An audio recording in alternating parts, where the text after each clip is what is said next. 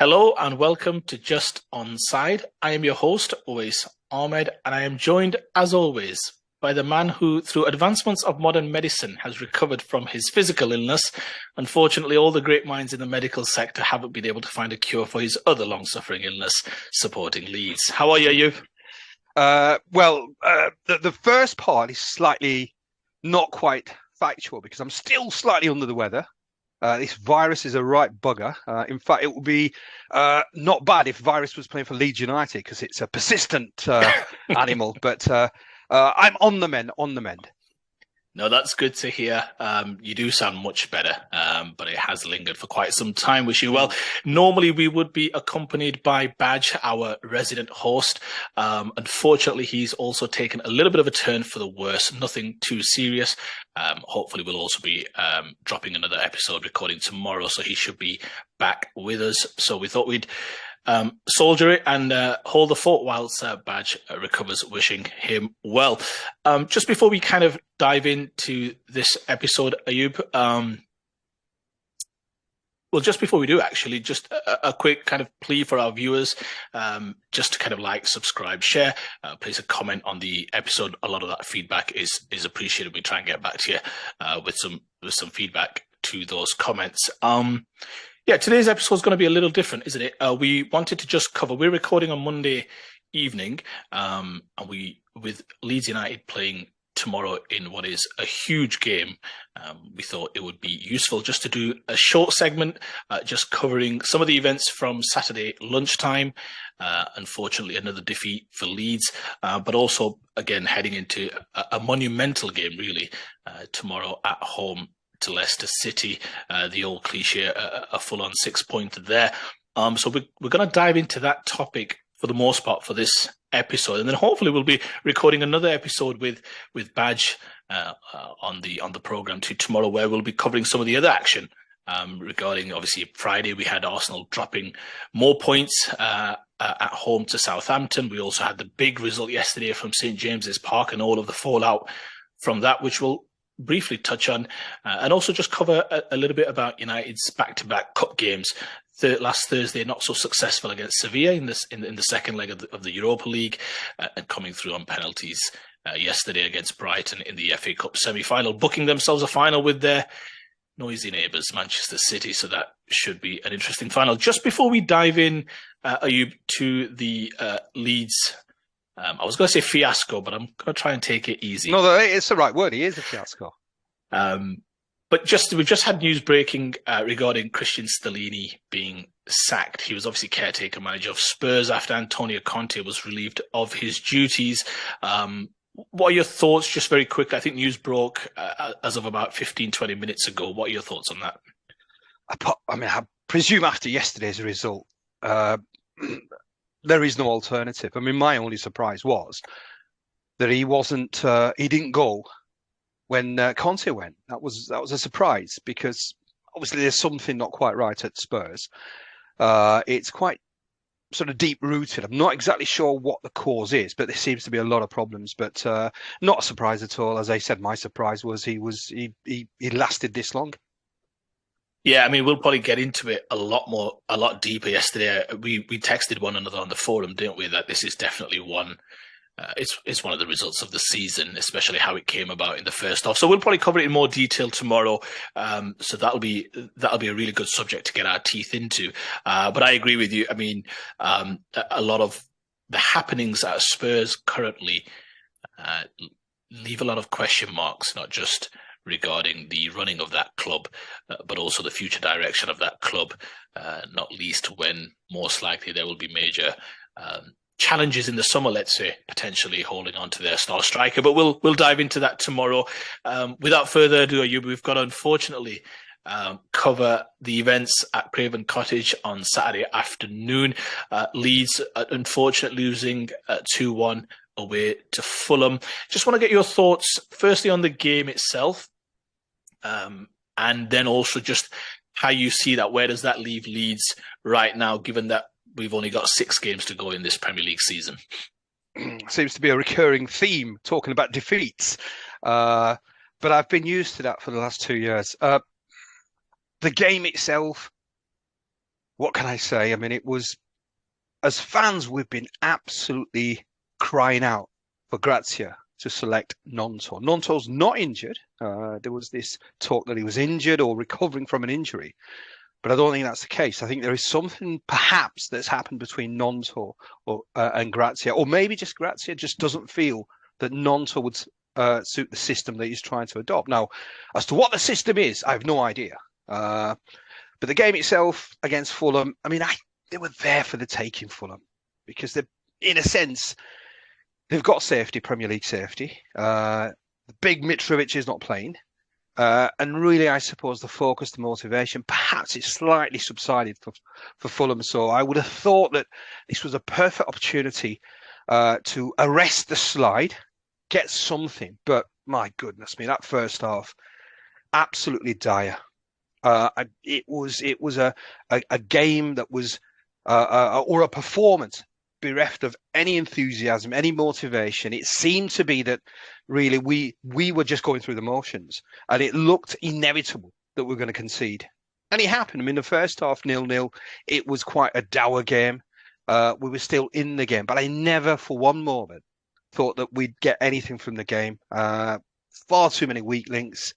And it was borne out in the second half. We conceded 2 goals. And again, a player that really should be out of the firing line. Grazia persists with him. Meslier makes 2 mistakes, 2 goals. And really, there's no coming back. Just on that, you mentioned about Nonto. I'm going to take that point that you mentioned about Nonto. We discussed on the last episode, I think it was, that Grazia was quite coy in one of his press conferences. Regarding Nonto's availability. Do you think there's any, do you think that stems potentially from when he obviously travelled to play for Italy? I think it was on the international break and he came back injured. I just wonder whether that's had, because ever since then it seems that he's not been able to, and he was in pretty stunning form. For Leeds, just kind of heading into that international break. And I just wonder whether or not, because things haven't seemed quite right since then. Obviously, he came back injured, didn't he? Do you think there's anything to that? Was he carrying something, insisted on going to play for it? I'm just questioning, because it's bizarre that you can be down at the bottom fighting for your lives, and you have a player who, and of course the manager gets the benefit of the doubt in terms of seeing all the players every single day in training and what have you and around the place. But I just wonder, because he's clearly one of your few kind of match winners. I think he's proven that on a few occasions. Do you think there's anything? You're right. I think it's something perhaps that's maybe non-football related, let's say. It's difficult to understand. I mean, you absolutely hit the nail on the head. When you're in a dire situation, you need your big players. I mean, last season we had Rafinha. And Rafinha was the reason why we stayed up. No other reason at all. He was the gun player. He was the X factor. The only X factor we have at this moment in time is Willy Gnonto.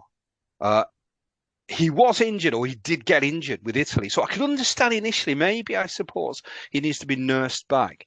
But once he's fit, he should be a shoo-in. He should be one of the first names on that team sheet. So as to what's happened and what the reasons are, he is extremely coy about ever revealing any real information, Grazia, in his press conferences. So we're none the wiser as to what the reasons are. I just sort of think he's making a rod for his own back, Grazia, because the situation we're in, you need to have your best players on the park. That gives you the best chance of winning games. At the moment, we're not doing that, or he's not doing that.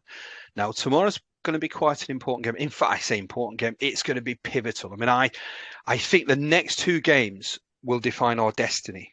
Leicester and Bournemouth. I won't go as far as saying they're must-win games, but we need at least 4 points from the 2 games. So it's going to be an incredibly important game. I'm expecting, or I want Gnonto to be playing. If Gnonto doesn't play, then there's going to be lots of toxicity if we don't get the result. Because Grazia is now making decisions that are difficult to understand, considering the predicament that we're in. Yeah, no, I think that's a fair observation, Ayub. What's really interesting watching the game on Saturday, and that's one of the downsides of doing this podcast, you've got to sit through 90 minutes of Leeds games. But No, I mean, watching the game on Saturday, you're absolutely right. The game in the first half. I mean, you and Badge actually mocked me in the last episode when I suggested that Leeds need to adopt that attitude, right? In terms of just that over my dead body, really committing two banks of four. And I know we joked on the podcast, but I really felt as if Leeds pretty much went for that approach. Max Werber was back. He made one fantastic clearance when Fulham were threatening to get in behind, making a great recovery. And he shows a real commitment. You can see that on the pitch in terms of the way he throws himself around. And I thought he played quite well for the most part in terms of the game that I watched anyway. But do you think? I mean, it was a kind of a quite a like you said a dour first half, and I thought that suited Leeds because when you've been pumped 5-1, 6-1, respectively at home from Palace and Liverpool, I just think it was a case of right, we're just not going to try and concede, and unfortunately, yeah, a player that you mentioned, and we've spoken about him at length on this podcast and also in person, Melier, makes two pretty big errors again, and it's that Achilles heel for Leeds where even when things are looking tight and you're looking okay and you think, okay, good, now let's build on and let's see if we can nick it at the end. It seems to be a case of shooting yourselves in the foot. I mean, the first one, it's a left-footed cross from Willian. He's got to move his feet a little quicker, and he can't drop that ball into an area where a technician like Harry Wilson, he scored last week as well at Goodison Park. Good players, good technicians will be able to kind of make you pay for those type of mistakes. I thought the second one, I'm not sure. I have to feel Bobby Cordova got into his eye line. I don't think he was ever in danger of getting clatters, but I think he took his eye off the ball, and you can't make mistakes like that. I just wanted to ask you about him because you mentioned that perhaps he should be taken out of the firing line, and that's not a retrospective view. We've been discussing this for quite some time. Do you think? I was thinking about. I mean, I read that the goalkeeping coach from Bielsa's reign left last summer, Alessandro Barcarini, and I just wonder whether or not through all the different changes, kind of from Bielsa and then Jesse Marsh and now with Gracia and just all the turmoil. He's 23 years of age. He's a young goalkeeper. And he pulled off one or two great saves. He pulled off a great save from Tosin in the first half, which was offside, but a great save nonetheless. Yeah. And that free kick from Willian in terms of just it was pretty much destined for the top corner, or close to the top corner. He's pulled off a great save. I think saves is not necessarily his challenge. It's more that decision making and that all around goalkeeping nous that you need. And perhaps you only get that with games. Do you think just the uncertainty and the instability also off the field in the coaching ranks has just played a part in terms of not having that consistency of coaching perhaps at that age, which I think you require? It's difficult to put your finger on exactly what the issue is with Melier. I mean, he was exceptional. For a time, he was exceptional for a keeper of that age, because I presume keepers mature a lot later than outfield players, but he was fantastic. Whether it's just because, I suppose, if you're constantly bombarded, the pressure, I presume at some stage, it's almost too much to bear. I mean, I suppose if you're a good goalkeeper playing for a good team, you're not going to be, I suppose, put under so much pressure constantly. Now, I don't know whether it's that, whether his head's been turned, because there is talk that he's wanting out. So maybe I don't know whether that's affected his thought processes. Certainly, having such a fragile defense in front of you is never going to help. But I'm not exactly sure what the reason is. But whatever the reasons are, there is absolutely no reason why he should be continued to be played. I mean, this is what I can't understand, because it's a position where you can't have fragility in terms of the mind. At the moment, he looks like a deer caught in the headlights. He looks, if you look at his face, you look at his eyes, he looks like a man who's under pressure, which is not what you want. You want the goalkeeper to be absolutely the rock, in a sense, especially when you're at the bottom, when you've got a defence like Leeds. You need somebody who's perhaps got a certain command, a certain presence. Now, the problem is our reserve keeper, Robles.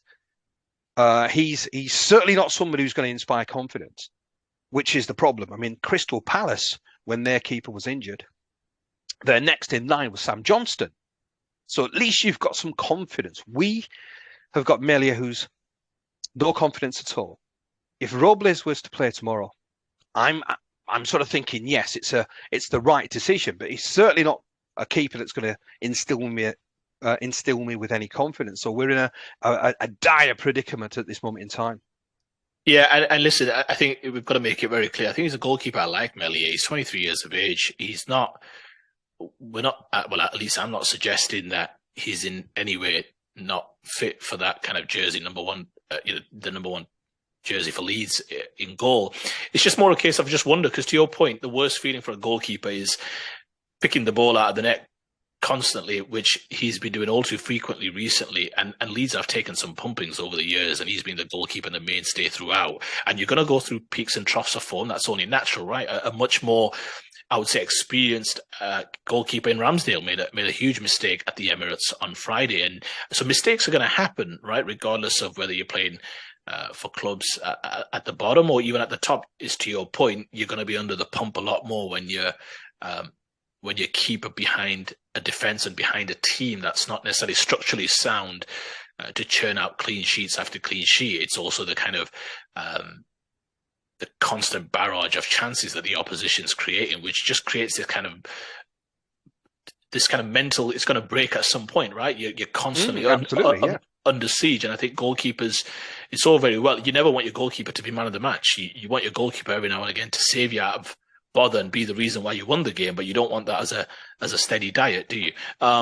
Yeah, I think just on the game itself, just before we put a ball on it, because I do want to look forward to the game tomorrow. You alluded to it, but also some of the other results. I thought, having got back into the game at 2-1, I thought Leeds reworked the second phase for that goal superbly. Plenty of men in the box from the corner. I thought Bamford, to his credit, given that ball ricocheted from a block, he actually did quite well just to kind of get some sort of kick towards goal. So he does deserve credit for that. And Paulinho, obviously, wrong place, wrong time, ends up knocking it into the back of the net. It was 79th minute, and what you really wanted to see from Leeds thereafter was, right, let's get the ball, let's have some ideas about how we're going to go about trying to create a Fulham side. And there were some opportunities in terms of transitions and counterattacks and the way they were playing that you thought, with a little bit more belief and conviction, they could have. I think that where I was disappointed, just want to get your thoughts, is that you had about 15 minutes of kind of regulation plus extra time. And it just felt at times that Leeds didn't quite understand that, look, let's keep plenty of width. Let's get the ball out wide. Let's put crosses in. If all else fails, just get wide and start putting crosses in and put men into the box. Fulham looked like they could. They were creaking a little. It just felt like Leeds didn't have the nous or the kind of in-game intelligence to kind of break them down. What are your thoughts? I mean, did you feel at any stage in those last 10 minutes that we could nick something from this game? No chance. I was resigned. I was surprised we got a goal back, but far too many weak links in this current. Not just playing 11, I suppose people coming off the bench as well. I mean, there was one instance where Rocker, I think, had 3 corners back to back. Never beat the first man. Well, it was really interesting watching those corners, because I think that symbolized a little bit about where the fan base is right now. The camera shot to the Leeds away end, or the away end where the Leeds fans were situated, and let's just say there were some profanities being shouted out. I would say, and it just feels like there's a certain angst amongst Leeds fans and the Leeds fan base, maybe an air of resignation in terms of where this season is headed. It was funny because you put 2 corners like that, and I think the third one he slightly overhit it. He thought, let me get this towards the far post. But yeah, I mean, I see your point about perhaps not having hope that they could get back into it. Just watching the game, maybe from an objective viewpoint, I really did feel as though with a little bit more smarts, with a few more overlaps, keeping good width, they could have got a few extra men into the box, and something could have come of it. Yeah, look, difficult results. Let's look forward. I mean, in terms of the fixture tomorrow, a huge game. You've alluded to it. Home to Leicester. You've then got Bournemouth at the weekend. Leicester have got obviously yourselves tomorrow. They also played Everton, I think, there afterwards. Everton hosting Newcastle, I believe, on Thursday. I believe, yeah, Thursday. Huge game for Leeds. How do you see that one faring? I don't know if Maddison's going to be back. Obviously, they won at the weekend.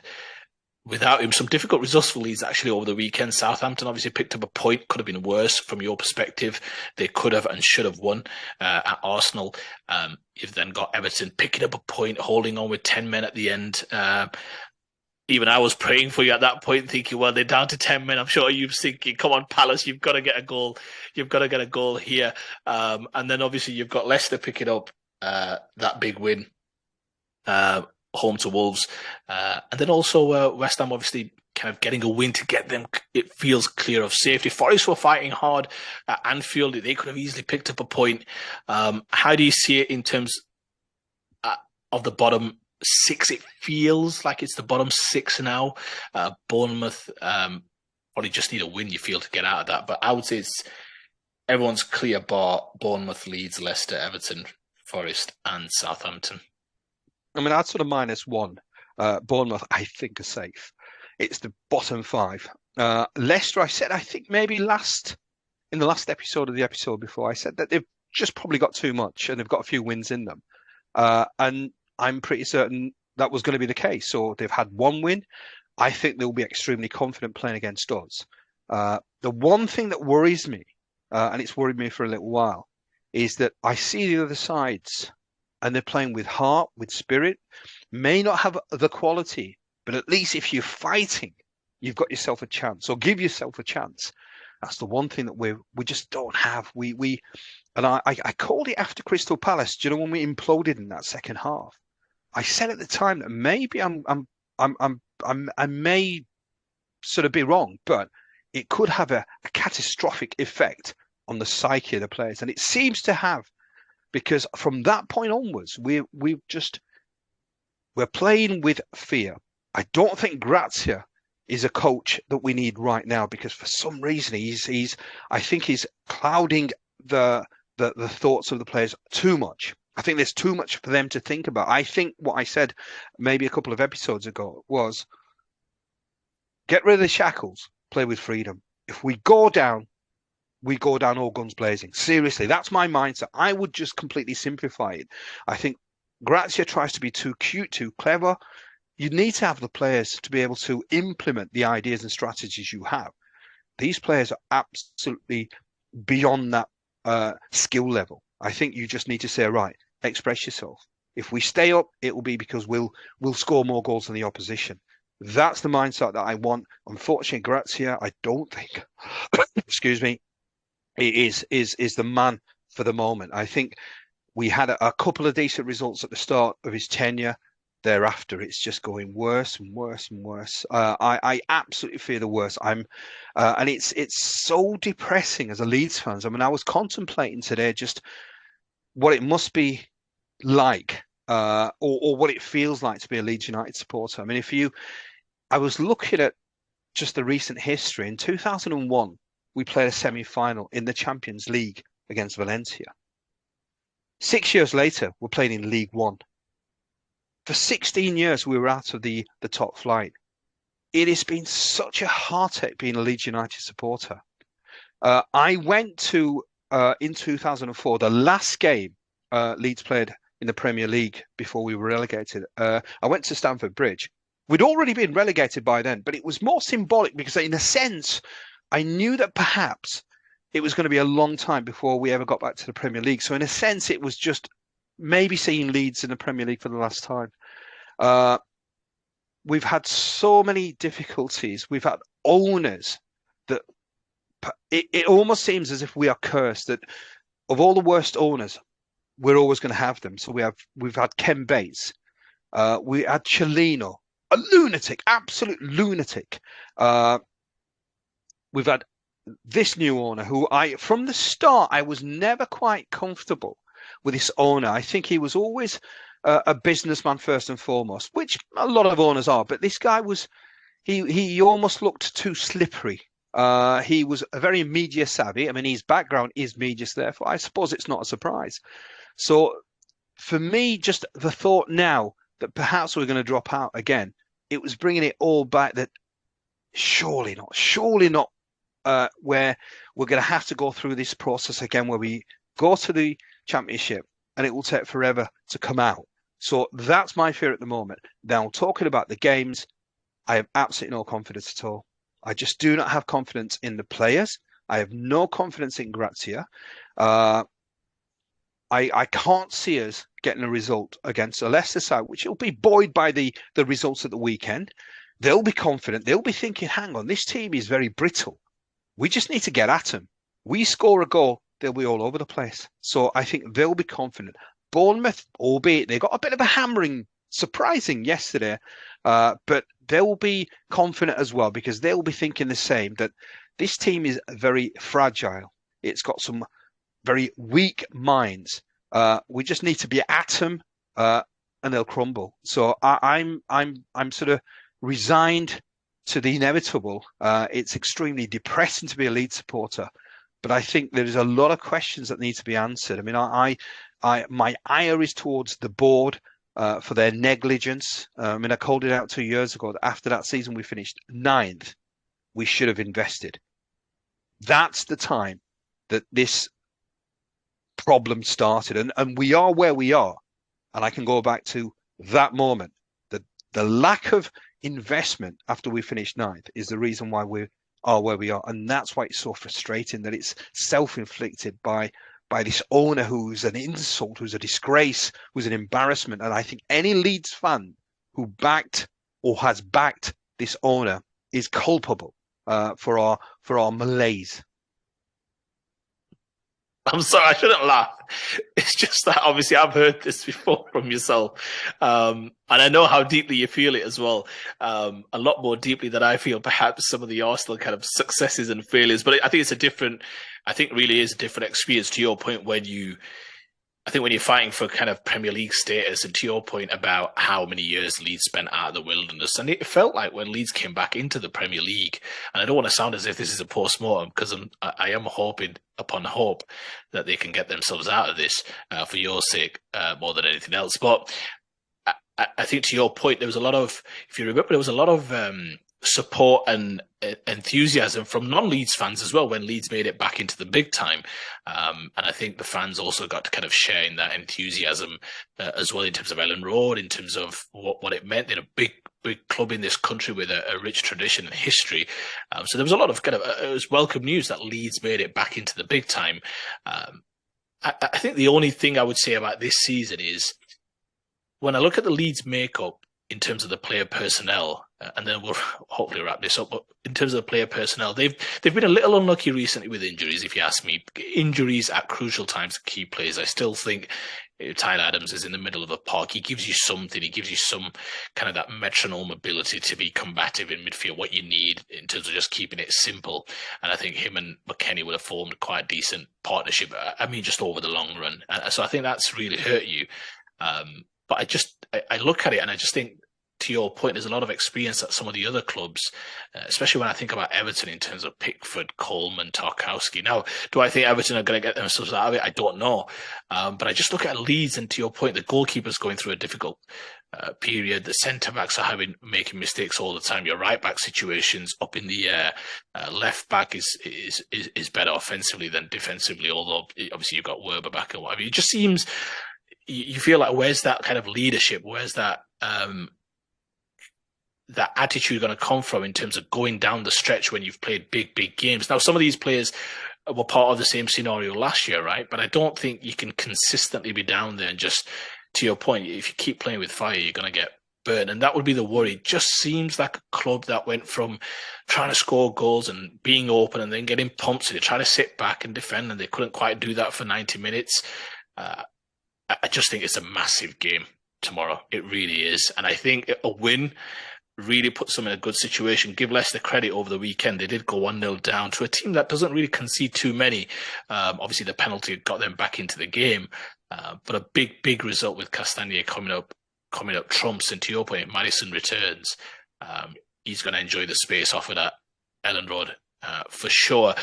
Can I get a prediction from yourself, or are you too emotionally invested to offer one? No, I don't know about a prediction. I mean, I can tell you the outcome of it's going to be a Leicester win. And I'm not just. I suppose sometimes you don't want to tempt fate by sort of saying, "Oh yeah, we're going to win," or "It's going to be a draw," and you just be negative in a sense, almost to try and sort of to not tempt fate. But I genuinely just don't think that the caliber of players. I mean, I'm and what Grazia is doing as well, it just is he's picking players that are just so out of form. Aronson, he continues to pick Aronson, who's very lightweight. Harrison, ever since he signed that new 5-year contract, he's gone on holiday, and he was always hot and cold anywhere. Rodrigo he's struggling because he's a player that he needs to have good players around him. He's not somebody that can make things happen on his own. He has to be somebody who is the supply's got to be there. It's not there at all. Somerville was okay. I mean, Nonto has to play the middle of the park. I mean, Rocco and McKennie. I mean, it just was embarrassing. I mean, it was. I've got to be honest. I would have fancied my chances against that midfield, and I'm being serious. I mean, it's even in this state, I would have fancied my chances. That's how poor they are. So, in all honesty, I can't see us getting anything because the last 2 home games we've been absolutely battered.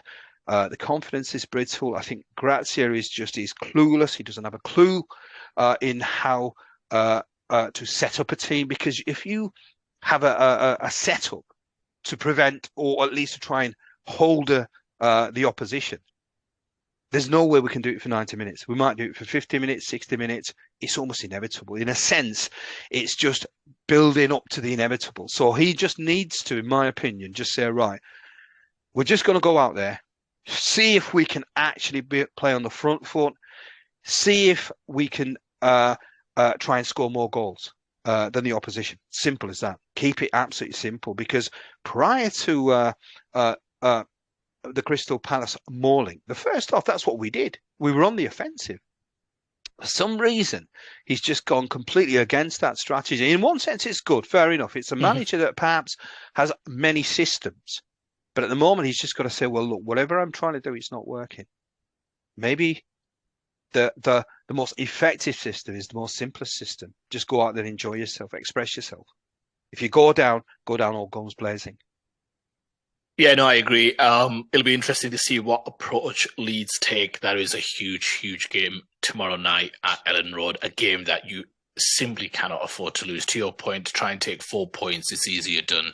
Hopefully at 3 points at Ellen Road and then 1 point away to Bournemouth. I think if they lose tomorrow, there will definitely be an air of resignation in terms of where this is headed. These are the games, absolutely. Leicester, Bournemouth, they've got to find some magic within these 2 games. Some interesting fixtures, actually, that will have strong implications on Leeds' fortunes this midweek. You've obviously got Forest home to Brighton. Brighton had played 120 minutes yesterday in a very tightly fought game against Manchester United in the FA Cup semi-final. They looked absolutely out on their feet at the end, and obviously then having to cope with the disappointment of losing on penalties.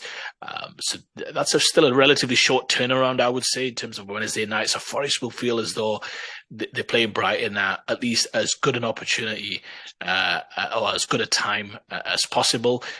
Cue Brighton to win 5-0. But you really do feel Forest will fancy themselves against it. It has to be a tired Brighton. Put everything into that game yesterday. Everton home to Newcastle. You'd be hoping, obviously, Newcastle, true to form, come to Everton, be professional, and come away with an away win. You would think they must be incredibly full of confidence after yesterday's result at St. James's. But that's a huge game, one that no doubt you'll be keeping an eye on. And then on Thursday, we've got Southampton, Bournemouth, and Southampton after what many will see as a surprise point at the Emirates, a game which we'll dive into tomorrow. But yeah, Bournemouth, a slightly surprising thumping at home to West Ham. West Ham building a little bit of confidence after that draw against Arsenal and then that midweek win in the Europa Conference League. But Bournemouth will just feel as though they, to your point, I mean, I know you don't count them in the relegation battle, but I think they are. They could quickly catch themselves if they lose to Southampton, if they lose to Leeds. They will want to put a little bit of daylight between them and the other 5, and I think they'll fancy away to Southampton, at home to Leeds, to pick up something for sure in both games of Derby as well on the south. Yeah. I mean, that's it's going. I mean, it's a big, massive South Coast derby. So I presume. I mean, Southampton, they've certainly shown a lot of fight. I think the last game. So it's. I don't know. I mean, as I said, I just sort of think that Bournemouth just have done enough, and maybe just have a little bit too much But you're right. Whilst I'm resigned, until I suppose the fat lady sings, I'm going to obviously still be sort of concerned about the other teams around us. I keep on wishing and praying that they are going to be three sides worse than us, which is hard to believe at this moment in time, considering how poor we're playing. But there's still, I suppose, I mean, it's not over until the fat lady sings. So Well, I've still got hope. She's definitely clearing her throat. Oh, she certainly is. Yes, That's the problem. I hear her gargling at this moment in time. So absolutely, no, brilliant. That's I think we'll put a bow on it there regarding Leeds. A huge game tomorrow. I fancy a draw. I do agree, by the way. Home to Leicester, I think they need to come out all guns blazing, similar to that first half an hour against Palace. Hope that's enough to put a little bit of daylight between them and Leicester as soon as the game starts to kind of stabilise and find this natural kind of malaise in the game.